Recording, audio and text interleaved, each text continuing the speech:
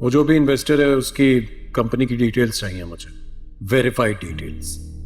Sir contract का print नहीं अभी निकला और वरिशा मैडम ने ड्राफ्ट ईमेल कर दिया मुझे। ये मुख्तार साहब के दस्तखत के साथ ब्लैक पेपर मुझे प्रिंट कराने के लिए भेजा गया। Blank paper? लेकिन बाबा तो कभी भी किसी ब्लैंक पेपर पर साइन नहीं करेंगे। आप फौरी के फौरी मुझे उस कंपनी की इन्वेस्टिगेशन करके दें। मुझे उनका वेरीफाइड डेटा चाहिए, और हाँ, इस बात के बारे में वरिशा को इल्म नहीं होना चाहिए। समझ गए आप? क्या तमाशा है ये?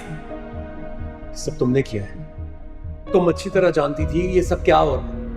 जैसे तुम्हारे बाप ने उन इन्वेस्टर्स को खरीदा था, उसी तरह तुम लोगों ने मिलकर मुदस्सिर को भी खरीद लिया है। सच बताओ बाबा के सामने, बाबा मेरी बात पे यकीन करें, ये सब झूठ बोल रहे हैं आपसे।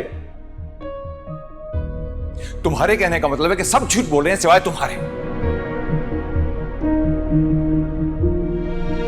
सच पूछो भाज कि मुझे अफसोस हो रहा है कि एक होनहार शख्स को उसकी नफरत खा गई। अरे वरिशा तुम्हारे चचा की बेटी है, मेरी बेटी, और तुम इस पर इतने घटिया और घिनौने इल्जामात लगा रहे। शर्म आनी चाहिए।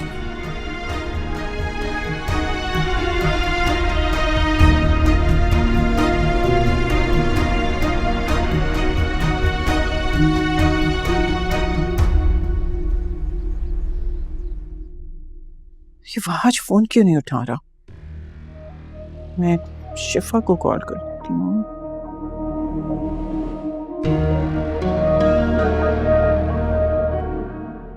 अल्लाह खैर करे।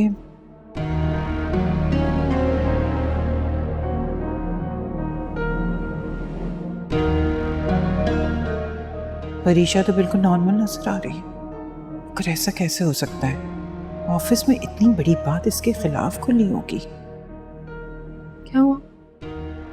मुझे देख के आपका रंग क्यों उड़ गया बड़ी मामा? नहीं, ऐसी तो कोई बात नहीं। अच्छा, ओके, मान लेते हैं। अच्छा, मैं कह रही थी कि आपका जो लाडला बेटा है ना, थोड़ी खैर खबर लेने काफी रो रहा था बेचारा। क्यों रो रहा था? मेरा मतलब ऐसा क्या हुआ ऑफिस में कि रो रहा था वो? अगर आप सच पूछ रहे हैं तो उसको देख के ना सिर्फ और सिर्फ तरस आता है।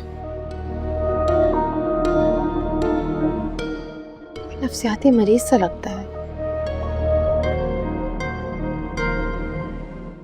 बड़े बाबा के सामने मुझे नीचा दिखाना चाह रहा था, तो बेहतर है कि आप अपनी ज़बान में समझा दें कि मुझसे और मेरे मामलात से वो दूर रहे। काफ़ी बेइज्जती हो रही है उसके ऑफिस में, बिजनेस इंडस्ट्री में भी उसका कोई नाम नहीं रहा।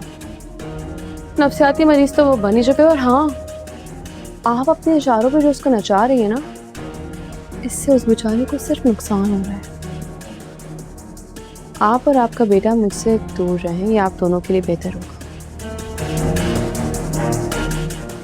Got it?